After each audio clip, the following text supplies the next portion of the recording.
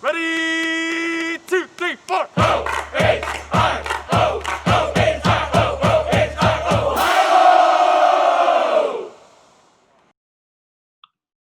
Well, happy homecoming. 2020 has proven to be quite the year. Dating back to last spring, which was early March, we, as I'm sure all of you, have been presented with a number of unprecedented challenges. Many of these challenges have resulted in tough decisions, most recently, obviously, is this one to conduct homecoming virtually.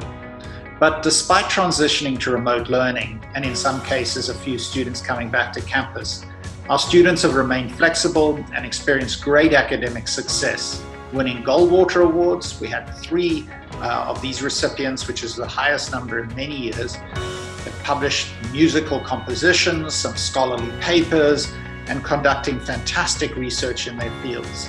And this fall, we also welcome one of the largest, most diverse classes in the Honors Tutorial College history.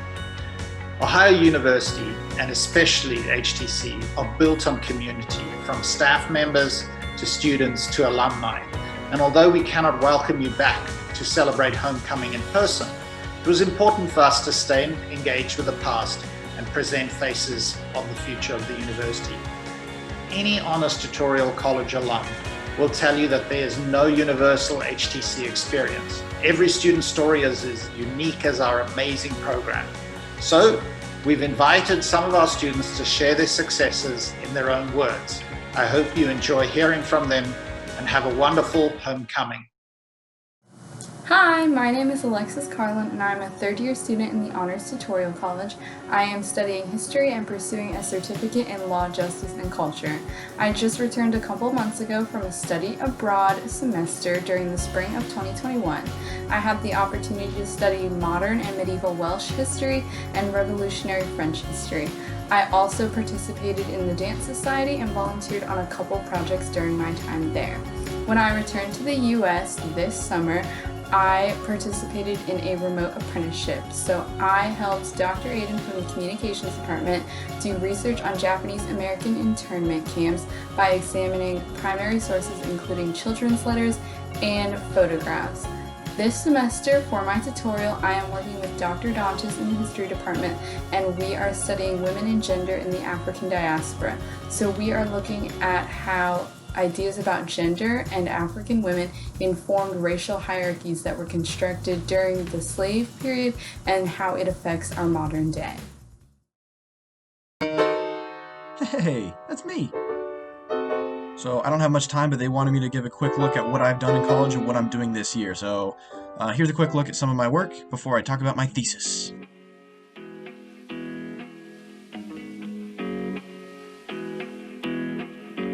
I want you by my side so that I never feel alone again.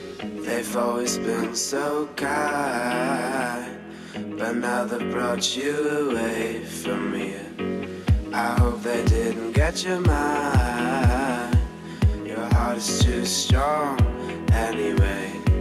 We need to fetch back the time they have stolen from us. And I want you, we can bring it on the floor. Never danced like this before. We don't talk about it, dancing on to the boogie all night long. Stoned in paradise, shouldn't talk about it. I want you, we can bring it on the floor. Never danced like this before. We don't talk about it, dancing on to the boogie all night long. Stoned in paradise, shouldn't talk about it. There's just a little taste of what I've done the last 3 years through the HTC media program. This year, however, what I'm doing is I'm shooting the first episode of an original television series in which I and my co-writer Casey Antonis wrote and created. We plan on shooting over the course of several months for a budget of around $10,000. The show follows our protagonist, a 20-year-old college dropout student, Augie, who finds out on accident one day that he gets superpowers when he smokes marijuana. The only catch is that Augie has never smoked before in his life, so using the assistance of his less than innocent friend Stuart, Augie sets out to get the approval of his local police force. Of course, since this is a comedy, things go horribly wrong. A few production companies actually took interest in the script, so the objective of this project is to shoot the episode for a fraction of what it would normally cost in order to sell the show or use it to find work as a writer or director. Whew, okay, cool. So, there you have it. Thanks. Seriously, guys, how many times what do we have to mean? tell We you? do this at our mom's house all My the dad's time. been training me since I was like 5.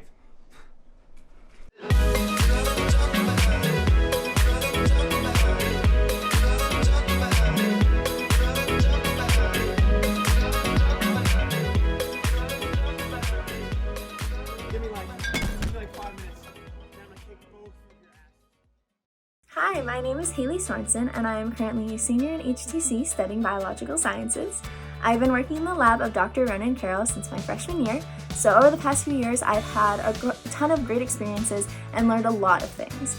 And we study the bacteria Staphylococcus aureus, which is responsible for causing staph infections. And the reason that we're studying this bacteria is because there's this really big issue of antibiotic resistance. And that is when the antibiotics that we typically use to treat bacterial infections, like staph infections, are no longer very effective. And that's because bacteria are developing resistance, which means that they are no longer able to be treated if you get an infection by them with regular antibiotics. And so a common example of this is MRSA, or methicillin-resistant Staph aureus. And another issue is not only are these bacteria not able to be treated, but there's not that many new treatments coming around. So our lab aims to find new drug targets and new treatment methods to better treat Staph aureus infections. Over the past year, I have had a lot of great things go on. So I was recently awarded the Goldwater Scholarship, which is for STEM students who are seeking a PhD. So I'm currently applying for PhD programs to go on to next year, which is really exciting. And then in addition to that, over the summer, I published an article, and that is about my research. I published it as the first author, which is really exciting. And overall, I'm super excited to see what's going to happen with my senior year. Hi, I'm Nate Saar. I'm part of the Media Arts and Studies HTC program here at OU. I specialize in music production and audio recording and that kind of stuff. But I'm also a musician myself, so I've done plenty of composing and writing songs and that kind of stuff. So I can kind of run the whole gambit of music creation. This past April, I actually released my first full-length album under the artist name Fragile Sun. So that was a huge milestone for me, really exciting, even though it happened right after the pandemic broke out, and that was craziness. Right now, I'm a senior, so I'm working on my thesis project, which, to put as simply as I can, is kind of a combination of two mediums, one being songs and the other being podcasts. So I'm taking like the most compelling, the best components from each of these mediums, and then fusing them together and trying to create something new, like a hybrid medium. So it won't exactly be a podcast about music or a podcast with lots of music in it or a song with lots of talking, but hopefully something more distinct, more unique and new.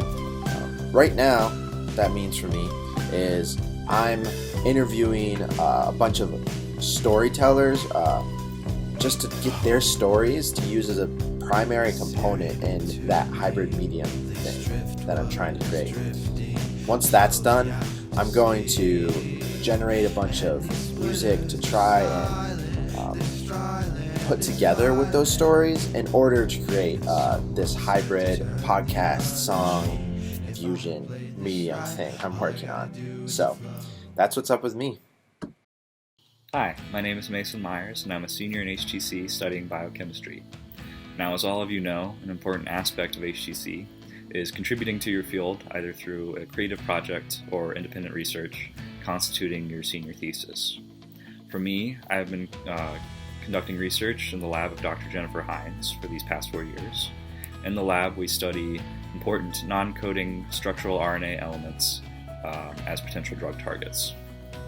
The two targets that I've studied are the T-box riboswitch, which is a regulatory mechanism in bacteria such as staph and strep, and the S2M region of coronavirus RNA, which is partially responsible for the viral replication of the COVID-19 disease.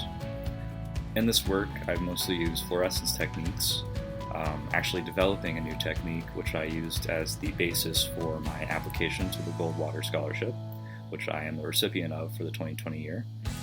And this past summer, we switched gears in the lab to study the coronavirus.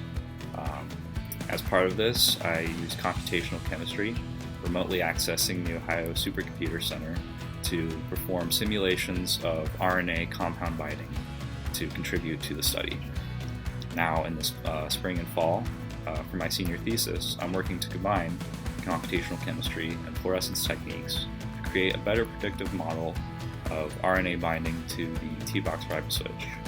Hopefully from this thesis, we will have a new system of predicting RNA compound binding and a small library of potential drug candidates for the T-box riboswitch.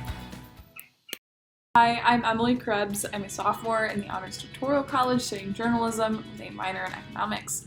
I am also a news editor for The New Political, which is an online independent publication for Ohio University. We also produce a magazine twice a year, and this summer we've made the new normal.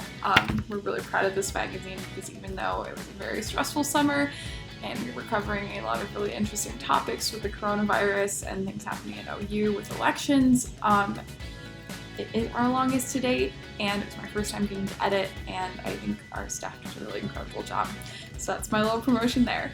I also interned with the York County Maple Leaf this summer, which was really, really fun, getting to cover a lot of politically charged stories, a lot of coronavirus stories, a lot of human interest stories. So I got to do a lot of feature writing and a little bit of breaking news and event coverage. This semester, I am studying the economics of journalism in my tutorial with Professor Lamont in the economics department. So we are looking at some of the classic market failures of journalism, how the free market impacts journalism ethics and editorial policy, and some possible solutions to that, which at the end of the semester I will be coming up with a project to propose those solutions.